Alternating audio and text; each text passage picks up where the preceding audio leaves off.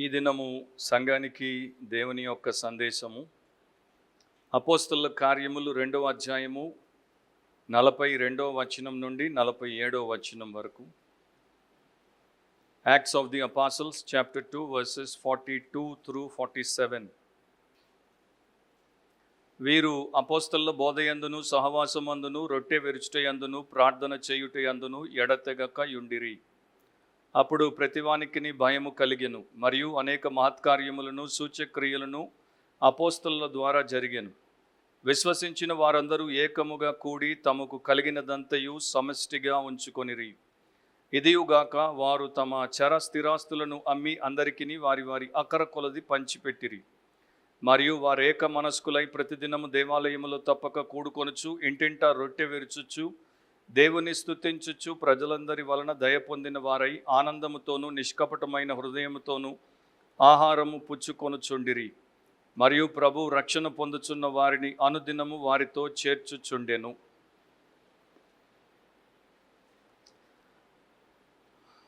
ప్రేమాస్వరూపుడైన మా దేవా, మా తండ్రి, ఈ ఉదయ సమయంలో మీ వాక్యము ద్వారా మీ సంఘానికి మీరు ఉపదేశము చేయండి, ఆదేశమునివ్వండి. ఈ వాక్యము ప్రతి ఒక్కరిని మీ చిత్తములోనికి నడిపించి క్షేమాన్ని కలిగించున్నట్లు, మీ సంఘాన్ని ఉద్ధరించున్నట్లు, రక్షణ లేని వారికి రక్షణ ప్రసాదించున్నట్లు, రక్షింపబడిన ప్రతి ఒక్కరూ క్రీస్తు పోలికలో రూపాంతరము చెందునట్లు వాడుకొని కార్యము చేసి మహిమ పొందమని యేసు ప్రభు శ్రేష్టమైన నామమును అడిగి ప్రార్థిస్తున్నాం తండ్రి, ఆమెన్. కూర్చోండి. దేవుని వాక్యాన్ని భయముతో భక్తితో వినండి, శ్రద్ధతో ఆసక్తితో వినండి. మీ హృదయం తెరిచి, మీ బైబిల్ తెరిచి, మీ కన్నులు తెరిచి వాక్యమును వినండి. అపోస్తలుల కార్యములు 2వ అధ్యాయము 42 నుండి 47 వరకు ఉన్నటువంటి భాగము చాలా శ్రేష్టమైనటువంటి భాగము. కాకపోతే ఈ దినాన్న దేవుడి యొక్క చిత్తములో ఆ భాగం అంతటిని మనము చూడబోము. దాంట్లో 42వ వచనంలో ఉన్నటువంటి ఒక అంశమును మాత్రము మనము ధ్యానిస్తాము. అదేమిటి అంటే సహవాసమందును అనేటువంటి ఆ యొక్క పదం ఉంది. ఫెలోషిప్ అని ఇంగ్లీష్లో ఉంటుంది. సో దాని గురించి మనము దేవుడి సమయంలో దేవుడి వాక్యాన్ని వింటాం. రాసుకునేటువంటి వారు ప్రతి ఒక్కరూ రాసుకోవడం క్షేమం, రాసుకునేవారు రాసుకోండి. టైటిల్ ఆఫ్ ద మెసేజ్ ఏంటంటే the beauty of church fellowship. The beauty of church fellowship. సంఘ సహవాసము యొక్క సౌందర్యము, సంఘ సహవాసము యొక్క సౌందర్యము. అపోస్తలుల కార్యములు ఆది సంఘము యొక్క చరిత్ర.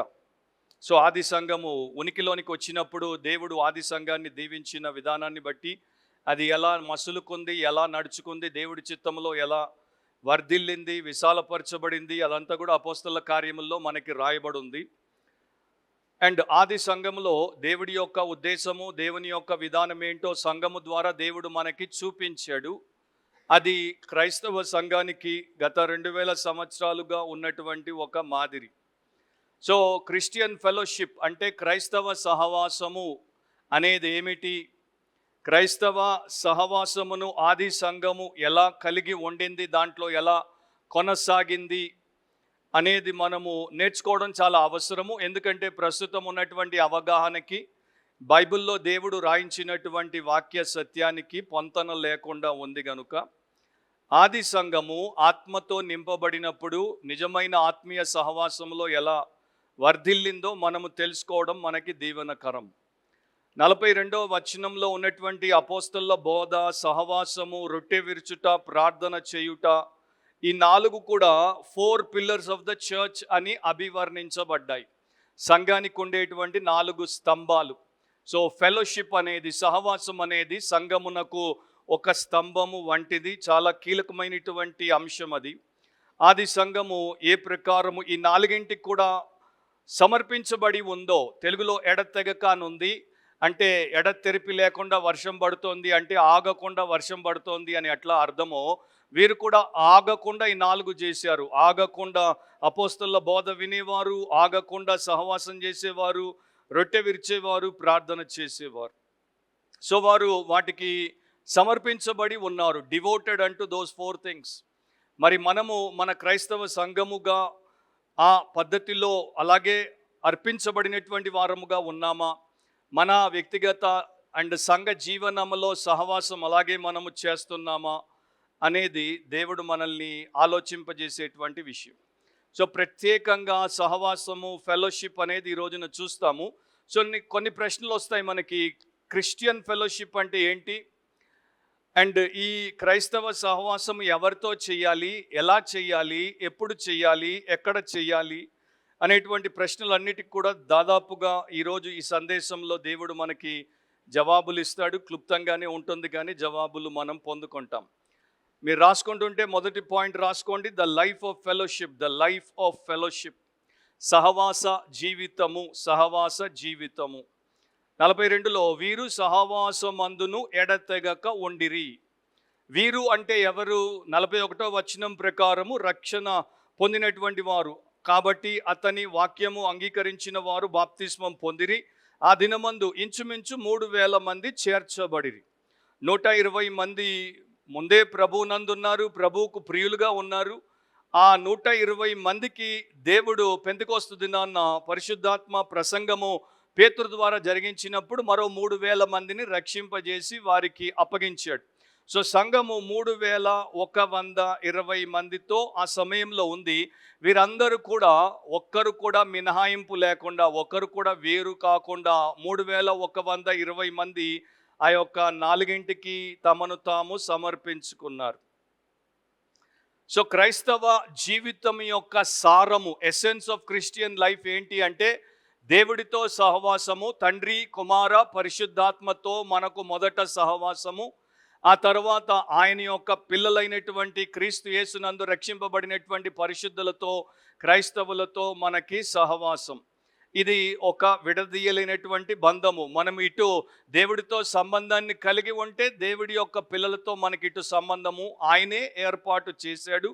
దాన్ని మనము గ్రహించి దానిలో వర్ధిల్లితే చాలా క్షేమం.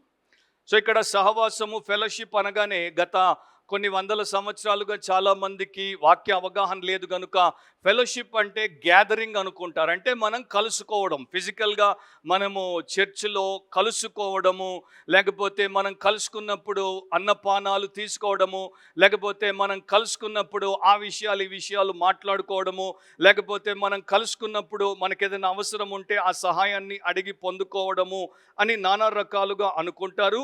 అయితే సహవాసంలో భౌతికంగా కలుసుకోవడం అనేది ఉన్నప్పటికీ సహవాసము కేవలము ఫిజికల్ గ్యాదరింగ్కి మాత్రమే సంబంధించింది కాదు. ఒక భక్తుడు ఇట్లా అన్నాడు, సహవాసం అంటే కేవలం కలిసి రావడము కాదు. మనుషులు యుద్ధ భూములలో అందరినీ చంపడానికి కలుసుకుంటారు. మనుషులు జూద గృహాల్లో అందరినీ దోచుకోవడానికి కలుసుకుంటారు. మనుషులు రాజకీయ వేదికలపై అందరినీ వ్యతిరేకించడానికి కలుసుకుంటారు. క్రైస్తవులు ఈ ప్రకారము కలుసుకోరు. క్రైస్తవులు ఒక విశ్వాసాన్ని బట్టి, ఒక ఉద్దేశాన్ని బట్టి, ప్రభు అయిన యేసుక్రీస్తు ఉన్నటువంటి ఆనందాన్ని పంచుకోవడానికి వారు ఆత్మీయ సహవాసంలో కలుసుకుంటారు. End of coat. సో సహవాసంలో మనం కలుసుకున్నప్పుడు చాలామంది బై డిఫాల్ట్ చేసేటువంటి మరొక ఘోర విషయం ఏంటంటే గాసిప్. టీ సిప్ చేస్తూ గాసిప్ చేస్తారంటే కొండెములు, లేకపోతే ఇతరుల మీద చాడీలు, లేకపోతే ఇతరుల మీద పుకార్లు, ఇట్లాంటివి వారు చేసేందుకు ఆ సమయాన్ని వెచ్చించుకుంటారు. సహవాసము, ఈ బైబిల్ పరమైనటువంటి క్రైస్తవ సహవాసము అలా ఎప్పుడూ ఉండదు, ఎప్పుడూ లేదు. సో ఇది సోషల్ యాక్టివిటీ కాదు, సామాజిక కార్యకలాపము కాదు. ఇది ఒక స్పిరిచువల్ అలైన్మెంట్. అంటే యేసు యొక్క ఆత్మ ఇద్దరు రక్షింపబడినటువంటి ఆత్మలను ఆయన మధ్యలో ఉండి కలిపేటువంటి స్పిరిచువల్ అలైన్మెంట్ అన్నమాట. ఒక పాపాత్ముడు రక్షించబడిన తర్వాత పరిశుద్ధాత్మ చేత అతడు ముద్రింపబడతాడు, ఆమె ముద్రింపబడుతుంది. వారు పరిశుద్ధాత్మకు నిలయమవుతారు. వారు పరమ తండ్రి ప్రియ కుమారుడైన యేసు పరిశుద్ధాత్మకు నిలయముగా మారినప్పుడు వారు ఒకరితో ఒకరు ఆ రకంగా ఆత్మీయ సహవాసంలో మమేకమవుతారు. లేకపోతే అది ఒక ఆధ్యాత్మిక సమన్వయం, స్పిరిచువల్ అలైన్మెంట్ అన్నమాట. సో క్రీస్తు యేసునందు దేవుడు మనకు పెట్టినటువంటి ప్రతి ఆత్మ సంబంధమైన భౌతిక పరమైనటువంటి ఈవిని ఆశీర్వాదాన్ని సమగ్రంగా పంచుకోవడానికి, అంటే కార్పొరేట్గా పంచుకోవడానికి ఈ సహవాసాన్ని దేవుడు ఏర్పాటు చేశాడు. సో ఎవరు సహవాసంలో ఉంటారు అంటే those who believed in Jesus, ఎవరైతే యేసునందు విశ్వాసం ఉంచారో వారు ఉంటారు. Those who are born again and baptised in the name of Jesus, ఎవరైతే రక్షించబడి యేసు నామమున బాప్తిస్మం పొందారో వారు ఉంటారు. Those who are bonded by the Holy Spirit, పరిశుద్ధాత్మ చేత ఎవరైతే ఒకటిగా చేయబడ్డారో వారు ఉంటారు. అండ్ వీరందరూ కూడా they all belong to that one holy fellowship, ఆ యొక్క పరిశుద్ధ సహవాసానికి వారందరూ సభ్యులుగా ఉంటారు. గ్రీకులో అత్యధికంగా వాడబడినటువంటి పదము కోయినోనియా. వేరే వేరే పదాలు కూడా వాడబడ్డాయి, కానీ ఎక్కువగా న్యూ టెస్టమెంట్లో మనము చూసేటువంటి పదము కోయినోనియా. దాన్ని తెలుగులో వివిధ రకాలుగా అండ్ ఇంగ్లీష్లో కూడా వివిధ రకాలుగా బైబిల్లో అనువదించబడింది, కానీ కామన్గా ఫెలోషిప్ అని అనువదించబడింది. సహవాసము. సహవాసము అంటే దాని యొక్క కోయినోనియా యొక్క సింపుల్ మీనింగ్ ఏంటంటే షేరింగ్ ఇన్ కామన్, ఉమ్మడిగా పంచుకోవడము. ఉమ్మడిగా పంచుకోవడము అంటే దేవుడు మనల్ని కలిపినప్పుడు మనమందరము ఉమ్మడిగా, కామన్గా, కార్పొరేట్గా ఉండడము అండ్ దేవుడి యొక్క విషయాలను ఉమ్మడిగా పంచుకోవడము అండ్ దేవుడి చిత్తంలో మనము టుగెదర్నెస్ని కలిగి, అంటే మనమందరము ఏకము, ఐక్యము, ఒకటి అని చెప్పేటువంటి రీతిలో పంచుకోబడినటువంటి జీవితాన్ని, life saved so that life can be shared. ఈ జీవితాన్ని దేవుడు ఎందుకు రక్షించాడంటే ఈ జీవితము ఆయన పేరట ఇతరులతో పంచుకోవడానికి ఆయన రక్షించాడు. రక్షణ పొందక మునుపు నా జీవితము నాది, నా యొక్క చిత్తము, నా ఇష్టము, ఆ ప్రకారం మనం దేవుడికి అందరికీ వ్యతిరేకంగా వేరుగా బతికాము. కానీ రక్షింపబడిన తర్వాత మన యొక్క స్వంత హక్కును మనం కోల్పోయాము. ఇక మన జీవితానికి మనము యజమానులము, హక్కుదారులము కాము. దేవుడు దానికి యజమాని, దేవుడు దాని యొక్క సొత్తుదారుడు అండ్ దేవుడి యొక్క సంఘంలో దాన్ని ఆయన పెట్టాడు. ఇతరులతో దాన్ని ఆయన అల్లి పెట్టాడు, అంటే వారితో కలిపి పెట్టాడు. గ్రీక్లో కోయినోన్ అనేటువంటి పదానికి సింపుల్ మీనింగ్ ఏంటంటే దేవుడు పెట్టినటువంటి విషయాల్లో ఇతరులతో పంచుకోవడం, లేకపోతే ఇతరులకు మనకు దేవుడు ఇచ్చినటువంటి వాటిలో వాటా ఇవ్వడం.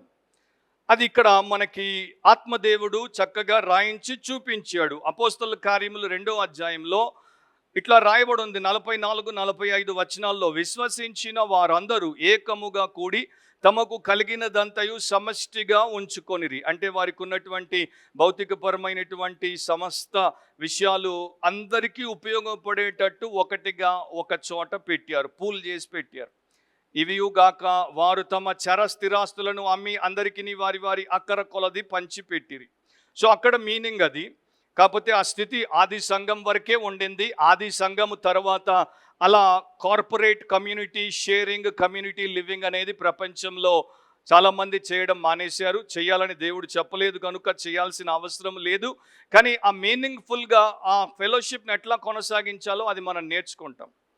నేను ఒకప్పుడు ఇజ్రాయెల్ దేశానికి వెళ్ళినప్పుడు 7 దినాలు, ఒక వారం అంతా కూడా ఇట్లాంటి ఒక కిబుట్స్లో ఉన్నాను. కిబుట్స్ అంటే కమ్యూనిటీ లివింగ్.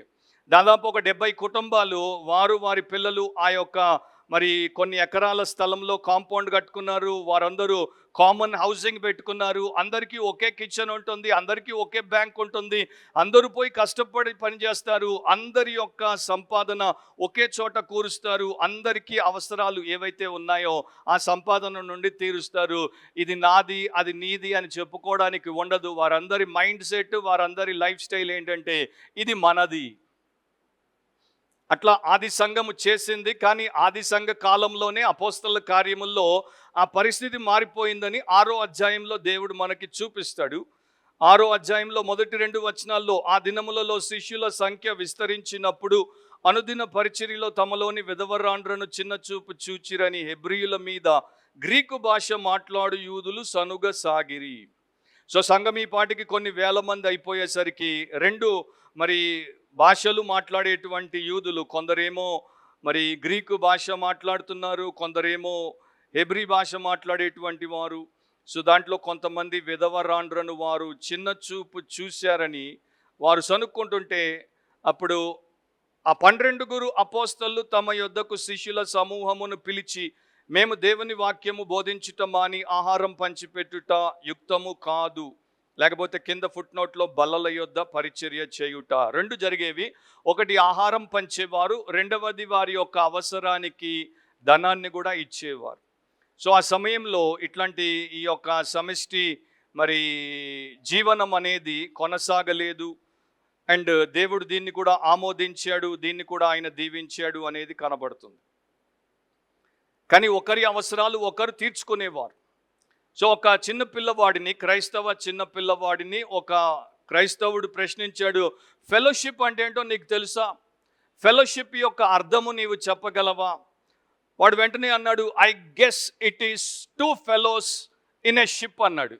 అంటే ఒక ఓడలో ఇద్దరు ప్రయాణికులు ప్రయాణము చేయడం అనుకుంటాను అని అన్నాడు. అది అంత మరి తప్పుడు నిర్వచనం ఏమీ కాదు. ఎందుకంటే ఒక ఓడలో ఇద్దరు వ్యక్తులు కలిసి ప్రయాణం చేసినప్పుడు సముద్రం మీద ఓడ పైకి పోతుంది, కిందకి పోతుంది, వచ్చేటువంటి గాలి తుఫాన్లను ఎదుర్కొంటుంది, అన్ని రకాలైనటువంటి సవాళ్ళ గుండా ఒకే వేగంతో పోతుంది, ఒకే దిశ వైపు పోతుంది, ఒకే గమ్యానికి వెళ్తుంది. సో మనం కూడా అట్లా క్రీస్తు అనేటువంటి సంఘములో ఆయన యొక్క శరీరములో ఆ ప్రకారము ఒకే ఒక కామన్ పర్పస్ కొరకు, ఒకే మూల విషయం కొరకు, లేకపోతే లక్ష్యం కొరకు కలపబడ్డాం. న్యూ టెస్టిమెంట్లో, నూతన నిబంధనలో ఆ పదము వేరువేరుగా ఎట్లా వాడబడిందో కూడా కొంత మనము గ్రహించాలి. సో కొన్ని వచనాలు మనము చూద్దాము. అదే పదము తెలుగులో, ఇంగ్లీష్లో ఎట్లా వేరుగా అనువదించబడింది, ఎందుకు అట్లా అనువదించబడింది, దాని యొక్క అర్థం ఏంటి, అది మనం ఎందుకు తెలుసుకోవాలి, అదేది కూడా దేవుడు మనకి చూపిస్తాడు. ఫిలిప్పీ పత్రిక ఇంగ్లీష్ బైబిల్లో అయితే 5వ వచనం, మొదటి అధ్యాయంలో. తెలుగు బైబిల్ అయితే మొదటి అధ్యాయంలో 3వ వచనం. మొదటి దినము నుండి ఇది వరకు సువార్త విషయంలో మీరు నాతో పాలివారై ఉండుట చూచి. ఇది అపోస్తులైనటువంటి పౌలు ఫిలిప్పీ సంఘస్థులతో చెప్తున్నాడు, నేను సువార్త ప్రచారము చేయడానికి దేవుడి చేత నియమించబడ్డాను, అండ్ మీరు నా యొక్క సువార్త పరిచర్యలో పార్ట్నర్స్గా ఉన్నారు. So partnership in the gospel ministry. So ఫిలిప్పీలు ఏం చేశారు? ఆయనకి ధనం ఇచ్చేవారు, ధనాన్ని పంపేవారు. ఆ ప్రకారం ఆయన చేసే సువార్త ప్రయాణాల్లో వారు తోడ్పడ్డారు. సో ఒకటి పార్ట్నర్షిప్, ఆయనతో వారు భాగస్వాములు అయ్యారు. అండ్ ఇంకొక మీనింగ్ ఏంటంటే పార్టిసిపేషన్. కేవలం ఈ సువార్త పరిచర్య నేను ఒక్కడనే చేయలేదు, దీంట్లో మీరు కూడా నాతో కలిసి చేశారు, మీరు కూడా పాలి భాగస్తులు అయ్యారు అని చెప్తున్నాడు. రోమా 15వ అధ్యాయం 26వ వచనంలో, ఏలయనగా యెరూషలేములో ఉన్న పరిశుద్ధులలో బీదలైన వారి నిమిత్తము మాసిదోనియా వారును అక్కయ వారును కొంత సొమ్ము చందా వేయని ఇష్టపడిరి. ఇక్కడ తెలుగు బైబిల్లో చందా వేయని ఇష్టపడిరి, చందా అనేది అనువదించబడింది. కానీ ఇంగ్లీష్లో ఎట్లా ఉంటుందంటే కాంట్రిబ్యూషన్. సో యెరూషలేములో ఉన్నటువంటి పరిశుద్ధులలో పేదలు ఉన్నారు, వారి యొక్క బీదరికంలో వారిని ఆదుకోవడానికి మాసిదోనియా సంఘాల వారు, అక్కయ సంఘము అంటే కొరింథు సంఘం వారు కొంత సొమ్ము చందా వేయడానికి ఇష్టపడ్డారు, సహకరించడానికి ఇష్టపడ్డారు. వారి యొక్క అవసరతలో వీరు సహాయము చేయడానికి ఇష్టపడ్డారు, విరాళం ఇవ్వడానికి, దోహదపడడానికి ఇష్టపడ్డారని చెప్తున్నాడు. 2వ కొరింథీ 9వ అధ్యాయం 13వ వచనంలో, ఎలాగనగా క్రీస్తు సువార్తను అంగీకరింతుమని ఒప్పుకొనుటయందు మీరు విధేయులైనందు చేతను వారి విషయమును అందరి విషయమును ఇంత ఔదార్యముగా ధర్మము చేసినందు చేతను ఈ పరిచర్య మూలముగా మీ యోగ్యత కనబడినందున వారు దేవుని మహిమపరచుచున్నారు. సో ఈ 2 కొరింథియన్స్ 9:13లో ధర్మము అని అక్కడ అది అనువదించబడింది. డిస్ట్రిబ్యూషన్ అంటే పంపిణీ. మీ దగ్గర దేవుడు మీకు ఇచ్చిన ధనాన్ని వారికి లేదు గనుక మీరు దాంట్లో నుండి తీసి పంపిణీ చేశారు. సో అలా చేసినప్పుడు ఈ పరిచర్య, దాన్ని మినిస్ట్రీ అంటున్నాడు. ఈ పరిచర్య మూలముగా అంటే మీకుంది, వారికి లేదు, ఉన్న దాంట్లో నుంచి మీరు వారికి ఇచ్చి వారిని ఆదుకున్నారు గనుక, ధర్మము చేశారు గనుక మీలో యోగ్యత ఉంది. అండ్ మీకు ఈ యోగ్యత ఉందని వారు చూసి వారు దేవుణ్ణి మహిమపరిచారు. సో బైబిల్ ఈ డిస్ట్రిబ్యూషన్ మినిస్ట్రీని ఒక యోగ్యతగా చూపిస్తోంది మనకి. హెబ్రీ పత్రిక 13వ అధ్యాయం 16వ వచనంలో, ఉపకారమును ధర్మమును చేయ మర్చిపోకుడి, అట్టి యాగములు దేవునికి ఇష్టమైనవి. తెలుగు అనువాదకులు మరలా ధర్మమును అని అనువదించారు, కానీ ఇంగ్లీష్ బైబిల్స్లో మొదటిది పార్టిసిపేషన్, తర్వాతది మరి కాంట్రిబ్యూషన్, తర్వాతది డిస్ట్రిబ్యూషన్, అండ్ ఇప్పుడు ఇదేమో టు కమ్యూనికేట్ అని వారు అనువదించారు. అంటే ఇతరులకు మీరు ఉపకారం, మేలు చేసినప్పుడు, వారి అవసరాన్ని తీర్చడానికి వారికి అవసరమైనది అందించినప్పుడు దేవుడు వాటిని మెచ్చుతాడు, అవి ఆయనకి ఇష్టమైనవి. ఇంకొక వచనాన్ని చూద్దాం. 1 కొరింథీ 10వ అధ్యాయం 16వ వచనం. మనము దీవించు ఆశీర్వచనపు పాత్రలోనిది త్రాగుట క్రీస్తు రక్తములో పాలు పుచ్చుకొనుటయే గదా. మనము విరుచు రొట్టె తినుట క్రీస్తు శరీరములో పాలు పుచ్చుకొనుటయే గదా. ఇంగ్లీష్లో ఇక్కడ కమ్యూనియన్ అని అనువాదం, తెలుగులో పాలు పుచ్చుకొనుటయే అని అనువాదం. సో ఈ ప్రకారము కొయినోనియా అనేటువంటి పదము దేవుని యొక్క నూతన నిబంధన గ్రంథములో వివిధ రకాలుగా అనువదించబడింది. అవన్నీ మనము అర్థము చేసుకొని అనుభవపూర్వకంగా వాటిని మనం చేసినప్పుడు మనము సహవాస సంబంధులము, మనము సహవాసంలో ఉన్నాము, సహవాసము చేస్తున్నాము. అలా లేకుండా 100 ఏళ్ళు కాదు 1000 ఏళ్ళు మనము సంఘానికి వచ్చి వెళ్ళినా మనము సహవాసము చేయలేదు, మనము సహవాసానికి చెందిన వారము కాము. మనకున్నటువంటి లోక సంబంధమైనటువంటి అవగాహనలన్నింటి నుండి విడిపింపబడి వాక్యానుసారంగా మనము వాక్యానికి బందీలమవుతే తప్ప ఈ రకంగా ఆత్మీయత మనము కలిగి ఉండుట కష్టం. సో సహవాసం అనేది అత్యంత ఉన్నతమైన మరియు శ్రేష్టమైనటువంటి దైవిక విషయం. దీంట్లో దేవుడు ఒక ప్రత్యేకమైనటువంటి అధికారాన్ని విశ్వాసులకు ఇస్తున్నాడు, పరిశుద్ధులకు ఇస్తున్నాడు. కనుక దాన్ని మనము తేలికగా తీసి పారేయకూడదు. ఎంతోమంది విశ్వాసులకు సహవాసము అన్న దాని గురించి కనీసము కల్లో కూడా ఆలోచన తట్టదు, రాదు. వారు అనుకుంటారు ఆ చర్చ్ ఫెలోషిప్కి మేము వెళ్తున్నాం వస్తున్నాం, ఎప్పుడు వెళ్తే ఎప్పుడు వస్తే ఏం చేస్తే. అట్లా కాదు, దేవుడు దాన్ని మన యొక్క బాధ్యతగా పెట్టాడు. సో ఆ సహవాసంలో ఉన్నప్పుడు ఏం చేస్తున్నాము, పరస్పరం ఒకరినొకరం గుర్తించుకుంటాము, ఒకరి ప్రయోజనం కొరకు ఇంకొకరు సహాయము చేస్తారు, ఉమ్మడి ప్రయోజనాల కొరకు తోడ్పడతాము. అండ్ మనము ఒకరికొకరము స్ఫూర్తినిస్తాము, లేకపోతే ప్రేరేపణనిస్తాము. అండ్ క్రీస్తు యేసునందు ఉన్నటువంటి ఆశీర్వాదాలను మనము కలిగి పంచుకోవాలంటే అదొకటే విధానం. అలా కాకపోతే వాటిని మనం పంచుకోలేం. సో 2 మెయిన్ ఆస్పెక్ట్స్ ఉన్నాయి ఫెలోషిప్లో, వాటిని కూడా మనం చూద్దాము. ఈ రకమైనటువంటి బిబ్లికల్ క్రిస్టియన్ ఫెలోషిప్లో 2 మూల విషయాలు. ఒకటి, మనము సహవాసంలో దేవుడి చేత ఎందుకు పెట్టబడ్డామంటే దేవుని కొరకు మనము జీవించున్నట్లు ఒకరిని ఒకరము దేవుని విషయాల్లో ఆత్మ సంబంధమైనటువంటి విషయాల్లో పురికొల్పుకోవడానికి, బలపరచుకోవడానికి. సామెత 27:17, ప్రావర్బ్స్ 27:17లో ఇట్లా రాయబడి ఉంది, ఇనుము చేత ఇనుము పదునగును, అట్లు ఒకడు తన చెలికానికి వివేకము పుట్టించును. సో ఇనుము చేత ఇనుము పదునవుతుంది. మీరు చికెన్ షాప్కి, మటన్ షాప్కి వెళ్ళినప్పుడు ఆయన పెద్ద కత్తి పదును పోయినప్పుడు ఒక రాడ్ ఉంటుంది, ఇనుము రాడు, దాని మీద పెట్టి ఇట్లా ఇట్లా అంటాడు, పదును పెడతాడు, సాన పెడతాడు. సో మనము సహవాసంలో ఎందుకున్నామంటే ఒకరు ఇంకొకరితో రాపిడి ద్వారా సాన పెట్టబడ్డానికి, అట్లా ఒకరికి ఒకరు మేలు చేసుకోవడానికి, ఒకడు తన చెలికానికి వివేకము పుట్టించును. సో దైవికంగా ఆలోచింపజేసేటువంటి వివేకమును, వాక్యానుసారమైనటువంటి జీవితాన్ని పెంపొందించుకోవడానికి అవసరమైనటువంటి అభ్యాసాలను ఒకరు ఇంకొకరికి కల్పించడానికి సహవాసం అన్నమాట. సో ఆ ప్రకారము మనం ఉన్నప్పుడు మనము ఆత్మీయంగా మెరుగుపరచబడతాము, పదును పెట్టబడతాము, మనము మరి దేవుడికి ఇతరులకు చాలా గొప్పగా ఉపయోగపడతాం. అందుకే fellowship is a gift from Christ అన్నారు పాతకాలపు భక్తులు. సహవాసము క్రీస్తు సంఘానికి ఇచ్చినటువంటి ఒక వరము, సంఘానికి ఇచ్చినటువంటి ఒక ఈవి. ప్రపంచంలో సూర్యుని కింద ఇట్లాంటి అనుబంధ సంస్థ, అంటే ఈ రకమైనటువంటి కార్పొరేట్ మరి యూనిజన్ అంటారు, అంటే పూర్తిగా కలిసిపోయినటువంటి సమగ్ర సమూహము మరొకటి లేదు.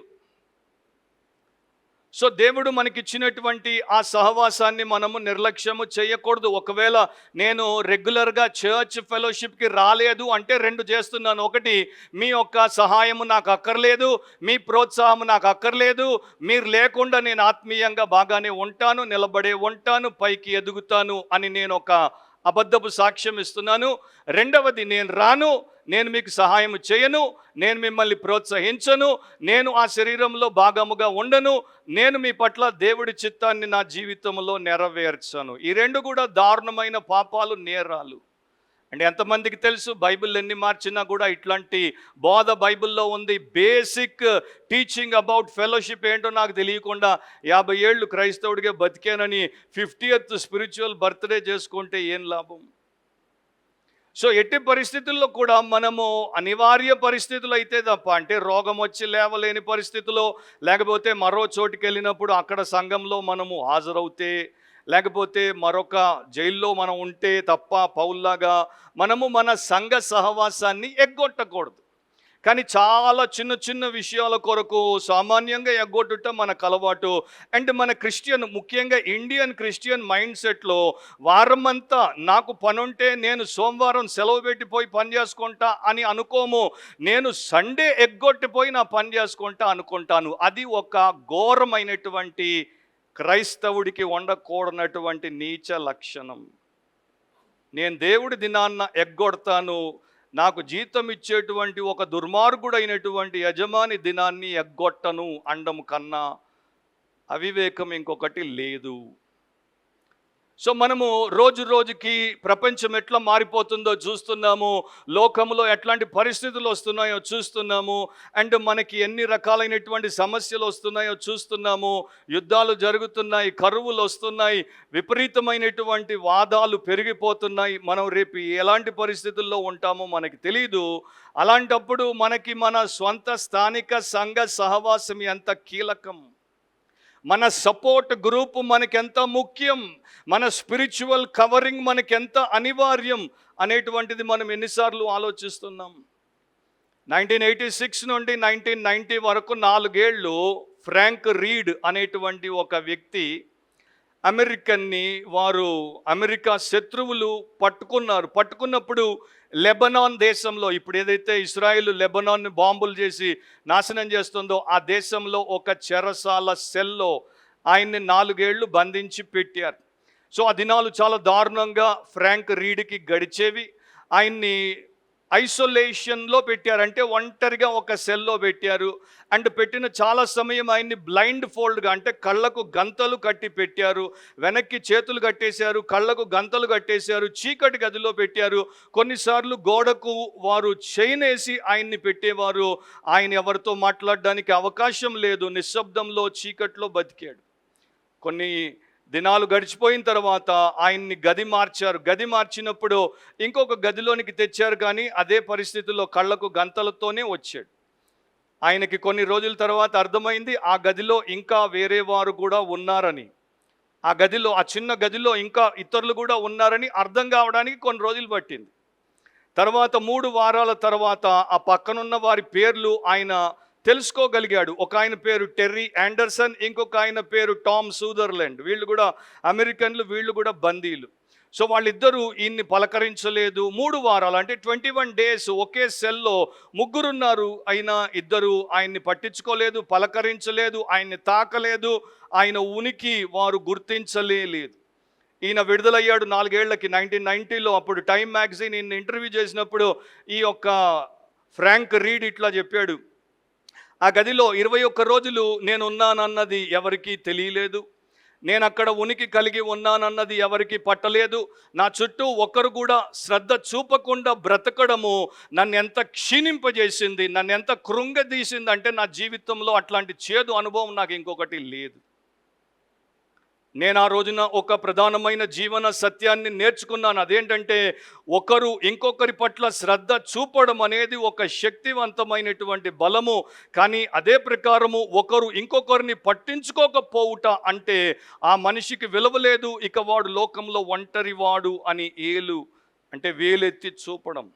సో ఆ రోజున నేను ఆ దిక్కులేని స్థితిలో అట్లా ఫీల్ అయ్యానని టైమ్ మ్యాగజైన్కి ఆయన చెప్పాడు. అది నేను చదివినప్పుడు నాకు అనిపించింది, క్రైస్తవ సంఘంలో దీనికన్నా దారుణ పరిస్థితి ఉంది. క్రైస్తవులు ఎప్పుడు ఒంటరి వారు కారు, తండ్రి ఎప్పుడూ మనకు తోడుగా ఉన్నాడు, యేసు ఎప్పుడూ మనకు తోడుగా ఉంటాడు, విడవని ఎడబాయిని అన్నాడు, పరిశుద్ధాత్మ మనతో ఉన్నాడు. అయినా కూడా మనం ఒకరితో ఒకరము అట్లా ఉండగలుగుతున్నామా?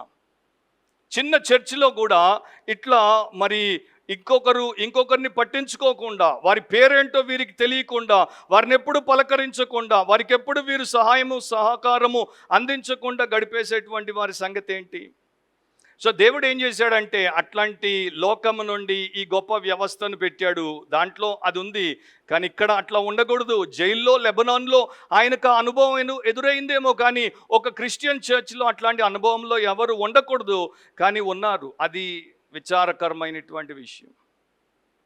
సో బైబిల్ మనకేం చెప్తోంది? హెబ్రీ పత్రిక 3:14 ప్రకారం, పాపం వలన కలుగు భ్రమ చేత మీలో ఎవడునూ కఠినపరచబడకుండునట్లు నేడు అనబడు సమయం ఉండగానే ప్రతిదినమును ఒకనికొకడు బుద్ధి చెప్పుకొనుడి. ఆ రోజుల్లో ప్రతిదినము కలుసుకునేవారు, ప్రతిదినము సహవాసము, ప్రతిదినము రొట్టె విరుచుట, ప్రతిదినము ప్రార్థించుట, ప్రతిదినము సువార్త ప్రకటించుట, ప్రతిదినము దేవుడు ఆత్మలను రక్షించి సంఘానికి చేర్చుట. అప్పుడది ఇప్పుడు ప్రతి వారము అని చెప్పడం కూడా కష్టము, ప్రతి మాసము అని చెప్పడం కూడా కష్టము, ప్రతి సంవత్సరము అని చెప్పేటువంటి దిక్కుమాలిన పరిస్థితికి దేవుడి సేవకులు వచ్చారు. సో ప్రతిదినము, సరే ప్రతిదినం వదిలేద్దాం, సండే మనం కలుసుకుందాం అప్పుడు అనుకుందాం. సో సండే కలిసినప్పుడు ఏం చెప్పాలి? బుద్ధి చెప్పుకోమంటున్నాడు. అండ్ ఈరోజు ప్రతిదినం మనం బుద్ధి చెప్పుకోవడానికి ఫోన్లు ఉన్నాయి, దాన్ని వాడచ్చు. సో ఇక్కడ ఏం చెప్తున్నాడు? బుద్ధి చెప్పుకోవడానికి, బలపరుచుకోవడానికి, భక్తిలో ఒకరినొకరు పెంచుకోవడానికి మన క్రైస్తవ సహవాసం. కానీ దానికి భిన్నంగా మోస్ట్ ఆఫ్ ద టైం ఏం జరుగుతుంది?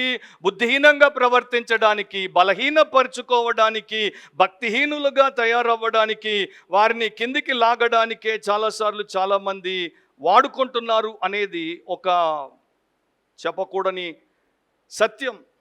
సో మన చుట్టూ ఉన్నటువంటి భౌతికపరమైనటువంటి లోకము మనకు వ్యతిరేకము, ఆత్మీయ లోకము మనకు వ్యతిరేకము. 2 తిమోతి 4:10 అపోస్తులైన పౌలు ఇట్లా చెప్పాడు, దేమా ఇహలోకమును స్నేహించి నన్ను విడిచి తెస్సలోనికకు వెళ్ళెను. సో అపోస్తులైనటువంటి పౌలుతో దేమా ఉన్నాడు, ఆయన యొక్క జత పనివాడు, ఆయన యొక్క సహకారి.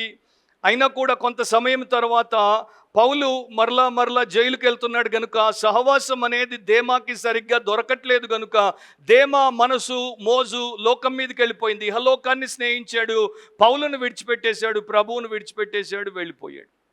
సో ఫెలోషిప్ లేకపోతే మనము ఆత్మీయంగా సన్నగిల్లిపోతాము అండ్ భౌతికంగా దెబ్బతినిపోతాము అని బైబిల్ మనకి ప్రత్యేకంగా చెప్పాలా?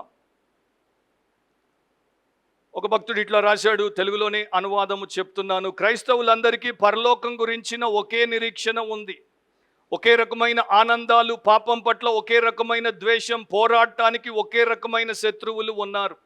అందువల్ల వారి సంభాషణ, భావాలు మరియు ప్రార్థనలకు సంబంధించిన విషయాలు ఒకేలా ఉంటాయి. అందుకే ఈ విషయాల్లో వారికి సహవాసం ఉంది.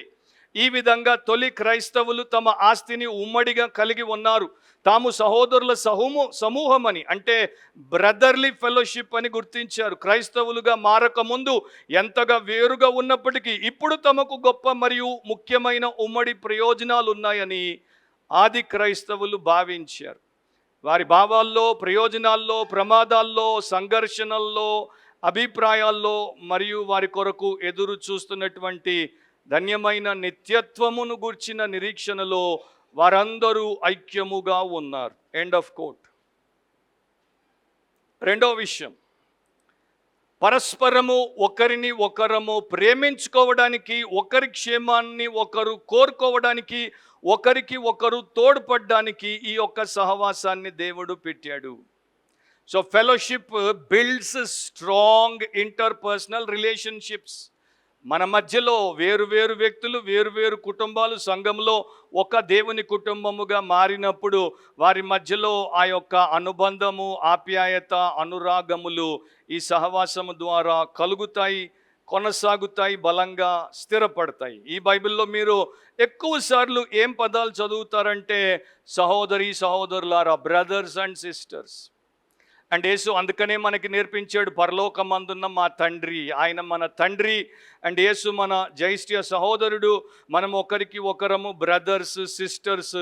అంటే ఇది ఒక family matters and family should matter to you అని ఆయన చెప్తున్నాడు. సో ఈ కుటుంబంలో ఏముంటుంది? ప్రతి కుటుంబంలో ఏదో ఒక స్థాయిలో రెండు ఉంటాయి, కేరింగ్ అండ్ షేరింగ్ అంటారు వాటిని.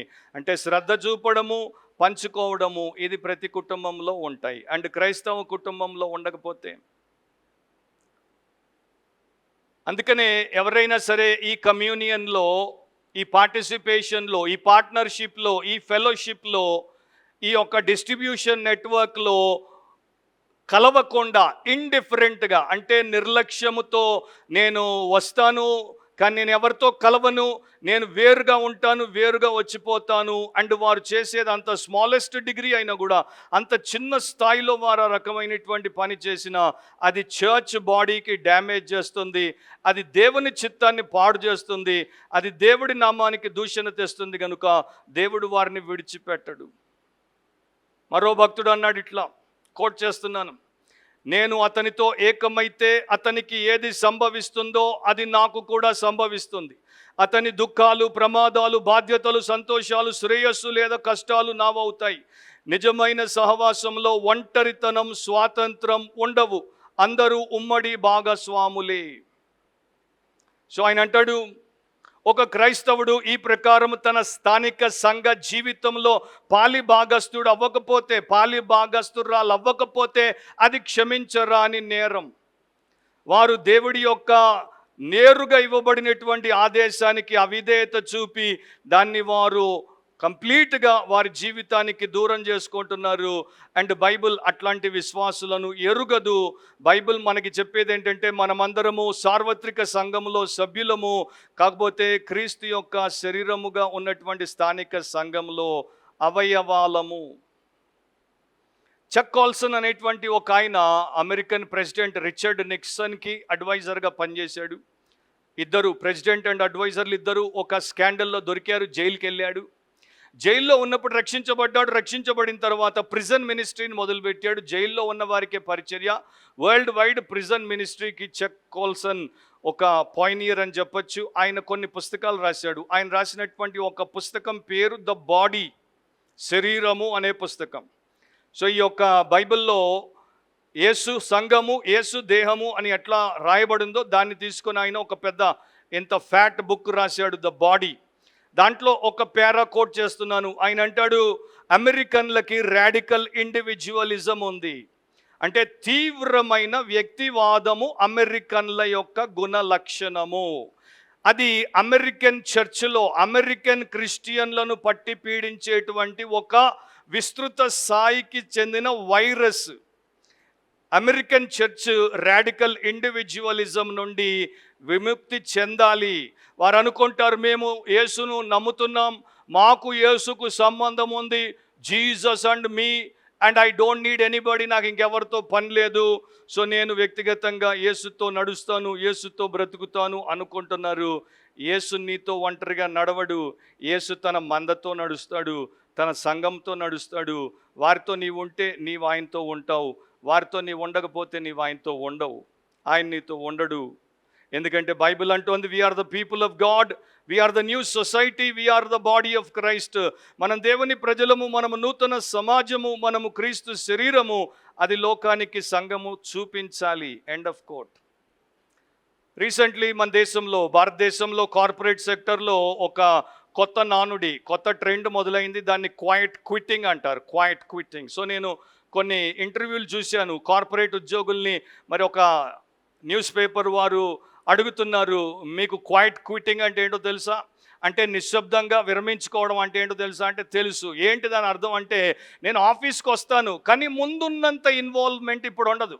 ముందు నేను ఎంత లీనమై ఉన్నానో ఇప్పుడు అంత లీనం అవ్వను. ముందు 2 గంటలు ఎక్కువైనా కూడా టీంతో కలిసి ఈ ప్రాజెక్ట్ ముగించాలి అని కష్టపడి నా గురించి ఆలోచించకుండా పనిచేసేవాడను దానను. ఇప్పుడు అట్లా చేయను. 9 to 5 అంటే 5 అవ్వగానే ఒక్క సెకండ్ కూడా నా బ్యాగ్, నా బాటిల్ తీసుకొని వెళ్ళిపోతా. వాళ్ళు ఏం చేసుకుంటారో వాళ్ళ ఇష్టము. అంటే క్వైట్ క్విట్టింగ్ అంటే, ముందు నేను సంస్థకు కట్టుబడి ఉన్నాను, ఇప్పుడు నేను సంస్థ నుండి విరమించుకున్నాను, జీతం ఇస్తున్నాడు, దానికి అంతే పని చేస్తాను, ఎక్కువ ఇన్వాల్వ్ అవ్వను, ఎక్కువ జోక్యం చేసుకోను, ఎక్కువ నేనేమీ చేయను, నా బతుకు నేను బతుకుతాను, ఎవరు వస్తే ఎవరు చస్తే. దీన్ని క్వైట్ క్విట్టింగ్ అంటారు. సో నాకు అనిపించింది, అబ్బా ఏమి చర్చిలో కూడా క్వైట్ క్విట్టర్లు పెరిగిపోతున్నారు దేవా. Real truth, I'm a servant of God, I'm telling you the real truth. మీ హృదయాంతరంగాల్లోనికి పోయి మీరు చూసుకొని జవాబు ఇవ్వడానికి ప్రయత్నం చేయండి. Are you not a quiet quitter? ఒకప్పుడు సంఘం పట్ల ఉన్న నిష్ట, ఒకప్పుడు సంఘంతో ఉన్న సంబంధం, ఒకప్పుడు సంఘం మీద చూపిన అనురాగం ఈరోజు మీరు అదే స్థాయిలో పెంచారా, తంచారా? ఆలోచించండి. దేవుడు మీతో మాట్లాడు, సేవకుడి ద్వారా మాట్లాడతాడు. అది నేను అక్కడ నుండి జరిగిన ప్రస్తుతం మొన్న జస్ట్ 10 days కూడా అవ్వలేదు క్వైట్ క్విట్టింగ్. మీరు కూడా పోయి గూగుల్ చేస్తే మీకు కూడా తెలుస్తుంది అది. సో మనము క్రీస్తుతో సహవాసంలో ఉన్నామని సంఘముతో సహవాసము చేయకపోతే అసలు విషయం ఏంటంటే మనకు క్రీస్తుతో సంబంధమే లేదు. మొదటికే మోసం అనేది మర్చిపోకూడదు. సో ఈ సహవాసంలో మనం ఎందుకు ఉంచబడ్డాం? పరిశుద్ధతలో ప్రోత్సహించుకోవడానికి, పరిశుద్ధతలో సహకరించుకోవడానికి, పరిశుద్ధ స్నేహాన్ని మనం కట్టుకోవడానికి, పరిశుద్ధ ప్రేరేపణ ఇవ్వడానికి, పరిశుద్ధంగా మనం ఒకరినొకరము దిద్దుబాటు చేసుకోవడానికి, పరిశుద్ధంగా పౌరుషంతో సవాళ్లు చేసుకోవడానికి దేవుడు మనల్ని పెట్టాడు. పరిశుద్ధాత్మ మనల్ని అట్లా నియంత్రించి నడిపిస్తాడు. ఆయనకి మనము అనుగుణంగా ఉన్నామా? ఒక ఆయన రాశాడు, విలియం అని. ఆయన పుస్తకంలో ఇట్లా రాశాడు. ఆయనకి ఒక మనిషి చెప్పినటువంటి స్టోరీ. సో ఈ మనిషి ఒకరోజు ఉదయమే మంచు పడుతుంటే బయటికి వచ్చాడు. రోడ్డు మీద నడుచుకుంటూ పోతున్నాడు. అంతా దట్టంగా మంచు ఉంది. సో దట్టమైనటువంటి మంచులో దూరంగా ఆయనకి ఒక ఆకారం కనపడింది. వెంటనే ఆయనకు భయం వేసింది. బహుశా ఇది ఒక మాన్స్టర్ ఏమో అనుకున్నాడు. అంటే ఒక మరి పెద్ద రాక్షసేమో అనుకున్నాడు. ఎందుకంటే మంచులో ఆకారమే కనపడుతుంది, ఆ వ్యక్తి కనపడట్లేదు. ఇంకా దగ్గరికి వచ్చాడు. అట్లాగే అతడు దగ్గరికి వచ్చి మంచు ఆవిరి తగ్గిపోయేసరికి ఆకారం బయటపడింది. ఆకారం బయటపడగానే ఈయన ఒక్కసారి అమ్మయ్య అనుకున్నాడు. అయ్యో, నేను రాక్షసు అనుకున్నాను. కాదు, ఆయన నా బ్రదర్ జాన్. సో విలియం జే తన పుస్తకంలో ఏమని రాశాడంటే, చర్చెస్లో కూడా క్రిస్టియన్స్ ఒకరితో ఒకరు కలుసుకోకుండా డిస్టెన్స్ మెయింటైన్ చేస్తారు, దూరంగా ఉంటారు, దూరం నుండి చూస్తారు.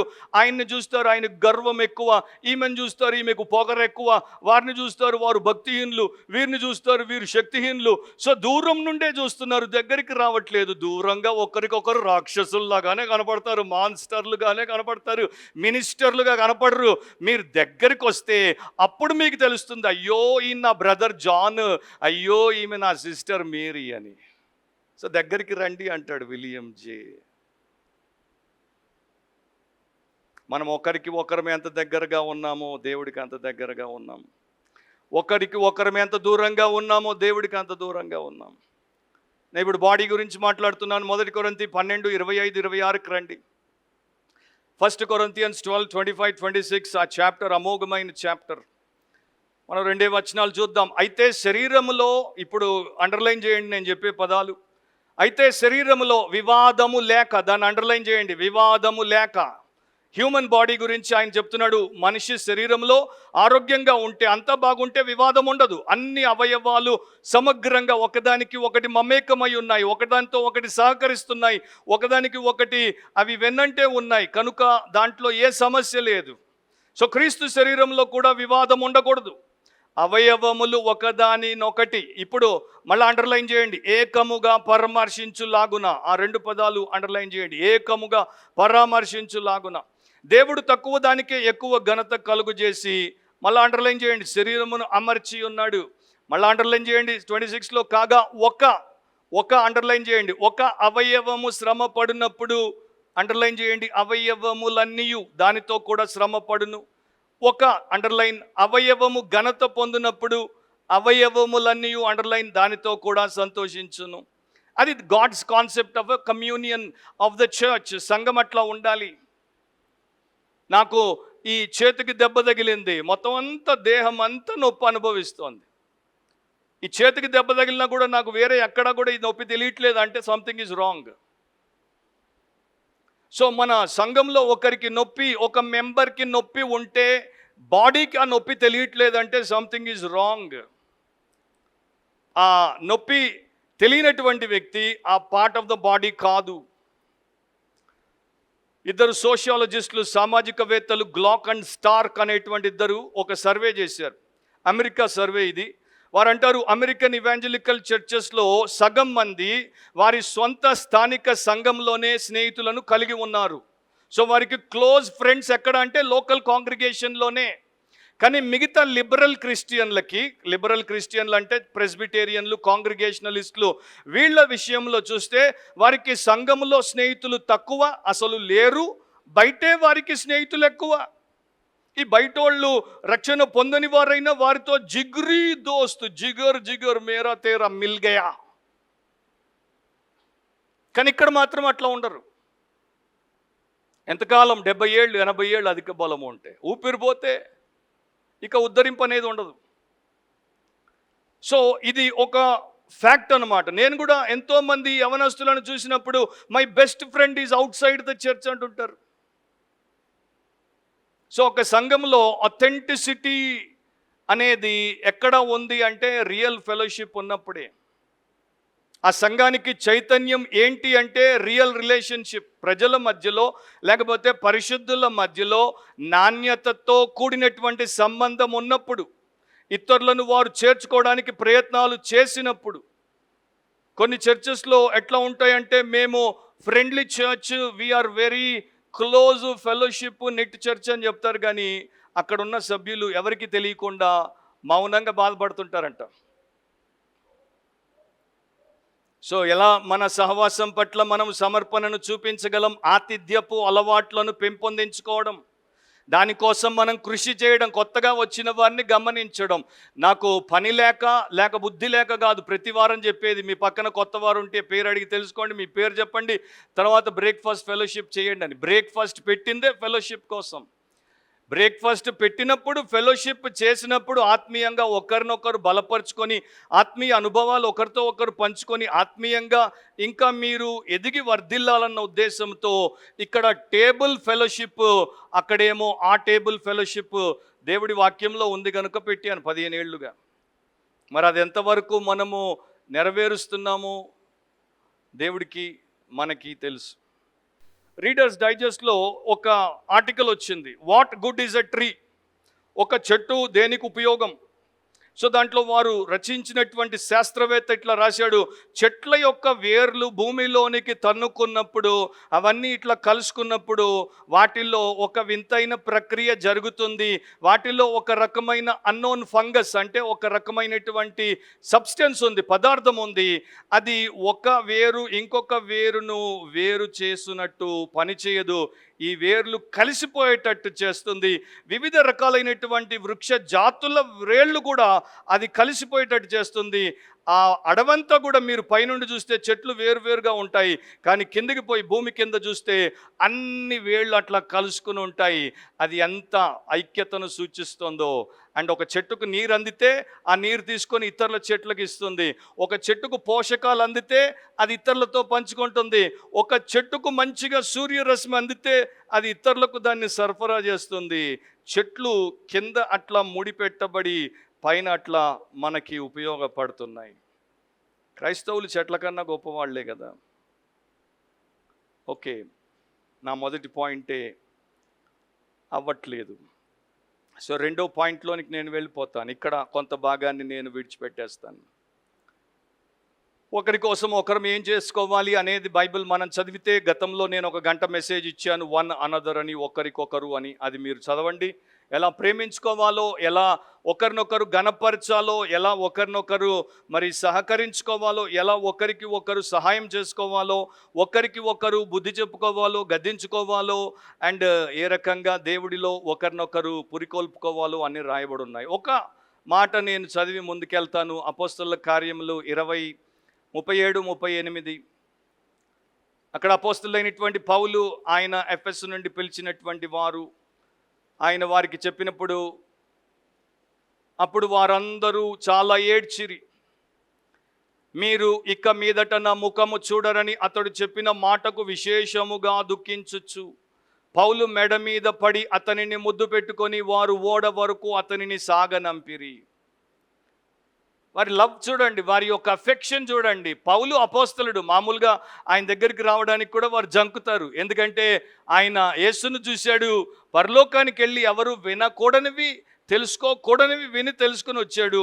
ఆయన దగ్గరికి వచ్చి ఆయనకి షేక్ హ్యాండ్ ఇవ్వడానికే మనుషులు జంకుతారు.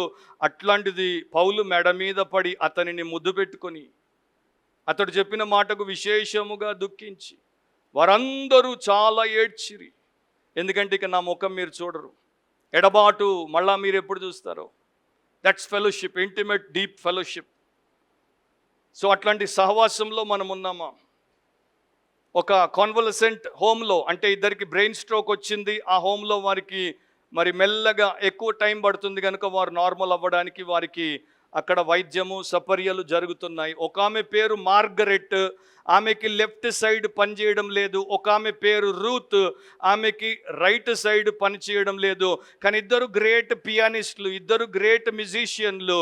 ఆ యొక్క హోమ్ డైరెక్టర్కి అది తెలిసినప్పుడు ఆయన ఒక పియానో ఏర్పాటు చేసి వారిద్దరికి 2 సీట్లేసి వారిద్దరికీ చెప్పాడు, రూత్ నువ్వు ఇటువైపు కూర్చో, రైట్ హ్యాండ్ పనిచేస్తుంది. మార్గరెట్ నువ్వు ఇటువైపు కూర్చో, లెఫ్ట్ హ్యాండ్ పనిచేస్తుంది. మీరు మీ 2 చేతులు వాడలేకపోతే ఏంటి, మీరు ఒకరికి ఒకరు చేతులై వాయించండి. సో రూత్ రైట్ వాయించింది, మార్గరెట్ లెఫ్ట్ వాయించింది. ఆ మ్యూజిక్ అంత బ్యూటిఫుల్గా ఉంది. అది మన చర్చ్లో ప్రతి క్రైస్తవుడు ఒక క్రిపుల్, అంటే ప్రతి క్రైస్తవుడికి ఒక రకమైనటువంటి అవిటితనం ఉంది. మనకి ఒకటి పని చేస్తుంది, ఒకటి పని చేయదు. కనుక మేము ఒక్కరమే అంతా చేస్తాం అనుకుంటే అవివేకము. నాకు ఇతరుల సహాయము కావాలి. నా రైట్ పని చేస్తే నాకు లెఫ్ట్ పని చేయట్లేదు, నాకు లెఫ్ట్ సహాయము కావాలి. లేక నా లెఫ్ట్ పని చేస్తే నాకు రైట్ పని చేయట్లేదు, నాకు రైట్ సహాయము కావాలి. సో క్రీస్తులో ఈ క్రిపుల్స్కి దేవుడు సపోర్ట్ని పెట్టాడు. రెండవది క్లుప్తంగా నేను బ్రీఫ్గానే చెప్పి ముగిస్తాను. రెండవది రాసుకోండి, the limits of fellowship. The limits of fellowship, సహవాసంలో మనకున్న హద్దులు పరిధులు.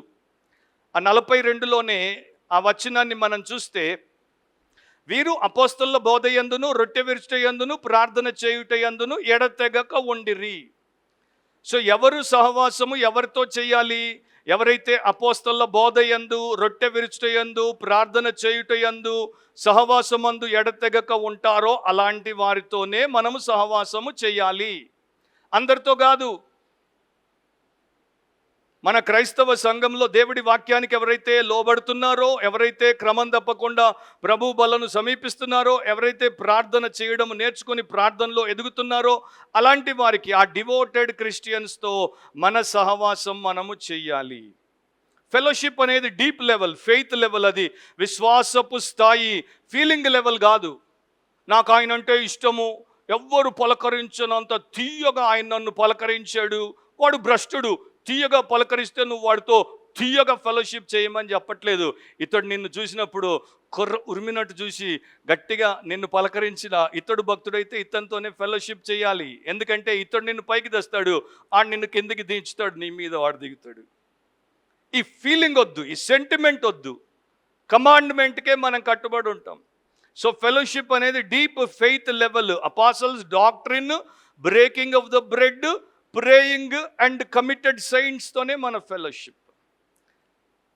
కొంత వివరిస్తాను మీకు. 1 యోహాను 1:5-7 వరకు మనం తెరుద్దాం. 1 యోహాను 1:5-7 ఇది మనకు ఒక బేసిక్ ప్రిమైస్. అంటే మనం ఎవరితో సహవాసము చేయగలము, అన్యోన్యంగా చేయగలం, ఎవరితో చేయలేం, దేవుడు అక్కడ నేర్పిస్తున్నాడు. సో జాగ్రత్తగా గమనిద్దాము. మేము ఆయన వలన విని మీకు ప్రకటించు వర్తమానం ఏమనగా, దేవుడు వెలుగై ఉన్నాడు, ఆయన యందు చీకటి ఎంత మాత్రమును లేదు, ఆయనతో కూడా సహవాసము గలవారం అని చెప్పుకొని చీకట్లో నడిచిన ఎడల మనం అబద్ధమాడుచు సత్యమును జరిగింపకొందుము. అయితే ఆయన వెలుగులోనున్న ప్రకారం మనమును వెలుగులో నడిచిన ఎడల మనము అన్యోన్య సహవాసము గలవారమై ఉందుము. అప్పుడు ఆయన కుమారుడైన యేసు రక్తం ప్రతి పాపము నుండి మనల్ని పవిత్రులుగా చేయును. సో దేవుడు వెలుగై ఉన్నాడు, మనం వెలుగులో నడిస్తే ఆయనతో మనకు అన్యోన్య సహవాసము. సో వెలుగు సంబంధులతోనే సహవాసము చేస్తారు. లోకము చీకట్లో ఉంది, చీకటి సంబంధులు లోకస్తులు, వారితో మనము సహవాసము చేయము. అండ్ అట్ టైమ్స్ మన చర్చిలో వెలుగు సంబంధులు కూడా వెలుగులో నడుచుకోక ఏదో కారణం చేత మరలా పాపం అనే చీకట్లో వారు బతుకుతున్నప్పుడు వారితో మనకి అన్యోన్య సహవాసము ఉండద్దు. అక్కడ ఒక లిమిటేషన్ అనేది దేవుడు పెట్టాడు. మీకు అందరికీ తెలుసు, మీ ప్రియమైన భర్తకి కోవిడ్ వచ్చినప్పుడు ఆయన్ని వేరుగా పెట్టారు, ముక్కుకి మాస్క్ పెట్టుకున్నారు, గ్లౌజ్ వేసుకున్నారు, ఆ రూమ్ అంతా సీల్ చేశారు. ముందు తర్వాత అన్ని పోయినాయి అనుకోండి. సీల్ చేశారు, కిటికీ తీసి ఒక పొడవాటి చెంచాలో ఆయనకి ఇవ్వాల్సింది అందించారు. అరే మీ ప్రాణప్రియుడు, మీ జీవిత నాథుడు, ఆయన్ని మీరు అంత దూరం ఎందుకు పెట్టారు? ఇప్పుడు కలుసుకోకూడదు, వైరస్ సోకుతుంది. సో అన్యోన్య సహవాసం ఉండదు. సో ఎవరైనా సరే వెలుగులో నడుచుకోకుండా ఉంటే, అట్లాగే వారు ఉంటూ ఉంటే వారితో మనము సహవాసం చేయలేం. మనం కూడా చీకట్లో నడిస్తే దేవుడితో మనకు అన్యోన్య సహవాసం లేదని దేవుడు మనకి ఇక్కడ చెప్తున్నాడు. అది ఫస్ట్ కేటగిరీ. సో వెలుగులో ఉందాం, వెలుగులో ఉన్నవారితో సహవాసం చేద్దాం. రెండవది ఏంటి? 2 యోహాను 9 నుండి 11 వరకు, 2 జాన్ 9:11 వరకు, ఒకటే చాప్టర్ ఉంటుంది. క్రీస్తు బోధయందు నిలిచి ఉండక దానిని విడిచి ముందునకు సాగు ప్రతివాడును దేవుని అంగీకరింపని వాడు. సో అపోస్తలుల బోధ ఏదైతే ఉందో, క్రీస్తు బోధ ఏదైతే ఉందో దాంట్లో వాడు నిలవట్లేదు, దాన్ని వాడు ఒప్పుకోవట్లేదు, దాన్ని విడిచిపెట్టేస్తున్నాడు. అదే అంటున్నాడు, విడిచి ముందుకు సాగు ప్రతివాడు దేవుని అంగీకరింపని వాడు. వాడు ఆ బోధ యందు నిలిచి ఉండువాడు తండ్రిని కుమారుని అంగీకరించువాడు. బోధలో ఉంటే తండ్రిని కుమారుని అంగీకరిస్తున్నాడు. ఎవడైనను ఈ బోధను మీకు తేక మీ వద్దకు వచ్చిన ఎడల వానిని మీ ఇంట చేర్చుకొనవద్దు. సో అబద్ధ బోధకులు మన ఇంటికి వస్తే వారిని మన ఇంట్లో చేర్చుకోవద్దు. శుభమని వానితో చెప్పనువద్దు. శుభమని వానితో చెప్పువాడు వాని దుష్టక్రియలలో పాలివాడగును. సో ఇప్పుడు అబద్ధ బోధకులు మన ఇంటికి వచ్చేంత టైం వారికి లేదు. ఎందుకంటే ఇప్పుడు 10,000 ఇస్తే కానీ వాళ్ళ దగ్గరికి మిమ్మల్ని రానియరు ప్రేయర్కి. లక్షిస్తే కానీ స్వయంగా ప్రేయర్ చేయడు. 10,000కి ఫోన్లో ప్రేయర్ చేస్తాడు, లక్షిస్తే పర్సనల్గా ప్రేయర్ చేస్తాడు. ఇక అట్లాంటి అబద్ధ బోధకుడు మీ ఇంటికి వస్తాడా? ఫిజికల్గా రాడు, కానీ మీ గ్యాడ్జెట్ ద్వారా వస్తాడు. సో దాని ప్రకారం ఏంటంటే అబద్ధ బోధకులను మన ఫోన్ ద్వారా కూడా, మన గ్యాడ్జెట్ ద్వారా, మన టీవీ ద్వారా కూడా మన ఇళ్లలోనికి రానివ్వకూడదు, చేర్చుకోకూడదు. వారికి శుభాలు, ప్రైజ్ ద లార్డ్లు చెప్పకూడదు. పౌలుకి ఆయన వ్యక్తిగత అనుభవం రాస్తాడు చూడండి. గలతీ పత్రిక 2:9లో, గలతీ 2:9లో స్తంభములుగా ఎంచబడిన యాకోబు, కేఫా, యోహాను అనువారు నాకు అనుగ్రహింపబడిన కృపను కనుగొని మేము అన్యజనులకును తాము సున్నతి పొందిన వారికి అపోస్తలుగా ఉండవలనని చెప్పి తమతో పాలివారమనుటకు సూచనగా నాకును బర్నబాకును కుడి చేతిని ఇచ్చిరి. దీన్ని రైట్ హ్యాండ్ ఆఫ్ ఫెలోషిప్ అంటాం. సో వారు పౌలు బర్నబాలను వారితో ఒకరుగా దేవుని అందున్న వారిగా అపోస్తలుగా ఎంచారు కనుక రైట్ హ్యాండ్ ఆఫ్ ఫెలోషిప్ని ఇచ్చారు, లేకపోతే ఇచ్చేవారు కారు. సో నేను అబద్ధ బోధకులను ఎక్కడైనా కలిసినప్పుడు, విమానంలో నాతో ప్రయాణం చేసే అబద్ధ బోధకులు ఉంటే వారికి నేను షేక్ హ్యాండ్ ఇవ్వను, ప్రైజ్ ద లార్డ్ చెప్పను, గ్రీట్ కూడా చేయను. సో ఒకసారి లండన్ నుండి ఒక అబద్ధ బోధకురాలు నాతో మరి లండన్ నుండి ఓమాన్కి వచ్చింది, ఓమాన్ నుండి హైదరాబాద్కి వచ్చింది, వంక కూడా చూడలేదు. తర్వాత ఇంకా అట్లాంటి వాళ్ళు చాలామంది. అమెరికాలో అయితే ఒక పెద్ద అబద్ధ బోధకుడు వచ్చి ఇట్లా ఇస్తే నేను చెయ్యి ఇవ్వకుండా హాయ్ అన్నాను, కానీ ప్రైజ్ ద లార్డ్ అనలేదు, ఆయనకి చెయ్యి ఇవ్వలేదు. ఇక అట్లా ఇంకొకరికి ఇవ్వకపోతే వాళ్ళకి నా మీద కోపం వచ్చి నన్ను గర్విష్టి అని కూడా అన్నారు. నువ్వు నన్ను ఏమన్నా పర్వాలేదు, దేవుడు నన్ను పాపి అనకపోతే చాలు. సో ఇవ్వకూడదు. అండ్ ఇక్కడ మనకి సెంటిమెంట్ వద్దు. సో మన కుటుంబ సభ్యులే కొన్ని అబద్ధ బోధ సంఘాల్లో సభ్యులుగా ఉంటే వారితో మనం సహవాసం చేయగలమా? చేయలేం. ఓన్ ఫ్యామిలీ మెంబర్స్ అయినా, రిలేటివ్స్ అయినా, ఫ్రెండ్స్ అయినా, అన్బిబ్లికల్, అన్గాడ్లీ అండ్ దేవుణ్ణి దూషించేటువంటి సంఘాల్లో, డినామినేషన్స్లో ఉంటే వారితో మనము స్పిరిచువల్ ఫెలోషిప్ చేయలేం. మీరు అనొచ్చు, మరి వారితో మనకు అనుబంధం ఉంది, రిలేషన్షిప్ ఉంటుంది, బయోలాజికల్ రిలేషన్షిప్ ఉంది, బిబ్లికల్ ఫెలోషిప్ ఉండదు. మరొకటి చూద్దాం. 1 కొరింథీ 5:11 వీరు ఒక విశ్వాసి, వీరు సేమ్ సంఘంలో ఉన్నటువంటి సభ్యుడు, సభ్యురాలు, కానీ వీరు ఓపెన్గా పాపం చేస్తున్నారు. సో వారి సంగతి ఏంటి అంటే దేవుడు చెప్పాడు 1 కొరింథీ 5:11 ఇప్పుడైతే సహోదరుడు అనబడిన వాడెవడైనను జారుడు కానీ, లోబి కానీ, విగ్రహారాధకుడు కానీ, తిట్టుబోతు కానీ, త్రాగుబోతు కానీ, దోచుకొనివాడు కానీ అయి ఉన్న ఎడల అట్టి వానితో సాంగత్యము చేయకూడదు, భుజింపనుకూడదని మీకు రాయిచున్నాను. ఖండితంగా చెప్పాడు. ఫెలోషిప్ చేయొద్దు అండ్ భోజనం చేయొద్దు. సహోదరుడు అనబడిన వాడు, సహోదరి అనబడిన వ్యక్తి. జారుడు అంటే వ్యభిచారి, లోబి జారత్వము దొరకవచ్చు, విగ్రహారాధన ఎక్కడైనా చేస్తే దొరకవచ్చు, తిట్టుబోతైతే బయటపడతాడు, తాగుబోతైతే తూలి దొరుకుతాడు, దోచుకునేవాడు పోలీసులకు దొరికితే మనకి తెలుస్తుంది. లోబి దొరకడు. మనకి దొరకంది ఎవడంటే లోబి. అంటే ధనాపేక్ష కలిగినటువంటి వాడు మనకి దొరకడు. కానీ వాడు చేసేటువంటి పనుల్లో, వాడి యొక్క ప్రాధాన్యతల్లో దేవుడు వాడిని మనకి చూపించేస్తాడు. ఎవడైతే గాడ్కి ప్రాధాన్యత ఇస్తున్నాడు, ఎవడు మనీకి ప్రాధాన్యతను ఇస్తున్నాడు, దేవుడు బయట పెట్టేస్తాడు. సో అట్లాంటి వారికి దూరం ఉండండి. వారిని శత్రువులుగా ఎంచొద్దు. వారు త్వరగా ఆ పాపం ఒప్పుకొని విడిచిపెట్టి మారు మనసు పొంది మనతో కలిసిపోవాలని ప్రార్థన చేయండి. అట్లా వారు మారడానికి మనం దూరంగా ఉండాలి. వారితో మనం కలిసిపోతే వారు ఎప్పటికీ మారరు. మనం అట్లా ఉంటేనే, నేను మారితేనే కానీ వీరు కలవరు అని వారు మారి ముందుకు రారు. సో వారి మారు మనసు కోసం దేవుడు పెట్టిన విధానం ఇది. ఇప్పుడు 2 తెస్సలోనిక 3:14-15 తీయండి. 2 తెస్సలోనిక 3:14-15లో పౌలు రాస్తున్నాడు, ఈ పత్రిక మూలముగా మేము చెప్పిన మాటకు ఎవడైనను లోబడిన ఎడల అతనిని కనిపెట్టి అతడు సిగ్గుపడు నిమిత్తం అతనితో సాంగత్యము చేయకుడి, అయినను అతనిని శత్రువుగా భావింపక సహోదరునిగా భావించి బుద్ధి చెప్పుడి. సో కొందరు దేవుడి వాక్యాన్ని ఓపెన్గా ఉల్లంఘిస్తారు, ఓపెన్గా తిరుగుబాటు చేస్తారు. అట్లాంటి వారిని మనం గుర్తించి వారితో సహవాసం చేయకూడదు, వారు మారు మనసు పొందే వరకు. 2 కొరింథీ 6:14-16 మీకు తెలుసు, అవిశ్వాసులతో జోడుగా ఉండకూడదు. సో ఒక విశ్వాసి అవిశ్వాసితో జోడుగా ఉండకూడదు, అది మనకు తెలిసిన విషయం, దాంట్లోనికి నేను వెళ్ళను. ఎఫెసీ 5:11లో చెప్పాడు, నిష్ఫలమైన అంధకార క్రియలలో పాలివారై ఉండక వాటిని ఖండించండి. డీడ్స్ ఆఫ్ డార్క్నెస్తో మనకి కమ్యూనియన్ ఉండకూడదు. యాకోబు 4:4లో వ్యభిచారులారా ఈ లోక స్నేహం దేవునితో వైరమని మీరు ఎరుగరా, కాబట్టి ఎవడి లోకంతో స్నేహం చేయగోరునో వాడు దేవునికి శత్రువగును. సో లోకంతో స్నేహం అంటే దేవుడితో సహవాసం తెగిపోతుంది. ఒక భక్తుడు అన్నాడు, ప్రతి ఒక్కడికి 3 మార్పులు, 3 రక్షణలు కావాలి, 3 కన్వర్షన్స్ కావాలి. మొదటిది, అతడు యేసుక్రీస్తు వైపు కన్వర్ట్ అవ్వాలి, రక్షణ పొందాలి. రెండవది, అతడు నిజమైన రక్షణ అనుభవంతో బాప్తిస్మం పొంది సంఘం వైపు కన్వర్ట్ అవ్వాలి, అంటే సంఘము అనేటువంటి విశ్వాస సమాజంలో సభ్యత్వము తీసుకోవడం ద్వారా. మూడవది, లోకానికి కన్వర్ట్ అవ్వాలి, లోకము నుండి తీయబడ్డాడు అండ్ ఇప్పుడు లోకం పట్ల భారము దర్శనం కలిగిన ఒక సువార్థికునిగా లోకానికి సాక్ష్యం ఇవ్వడానికి వెళ్ళాలి. చివరి మాటలు. సో పరిశుద్ధ సహవాసం ఎలా మనం కొనసాగించాలి? సో ముందు చెప్పాను, the beauty of Christian fellowship లేకపోతే చర్చ్ ఫెలోషిప్, సంఘ సహవాసము యొక్క సౌందర్యం. నీతిమంతులైనటువంటి పరిశుద్ధులతో సహవాసము చేయండి. ఆత్మీయంగా ఎదగడానికి పరిపక్వత కలిగినటువంటి భక్తులతో సహవాసం చేయండి.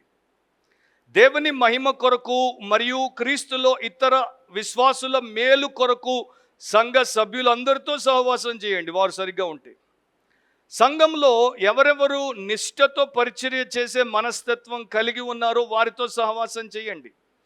వినయవంతులైన, నిజాయితీ పరులైన, కపటం లేని, వేషధారణ లేని, అంకిత భావం ఉన్నటువంటి శిష్యులతో సహవాసం చేయండి.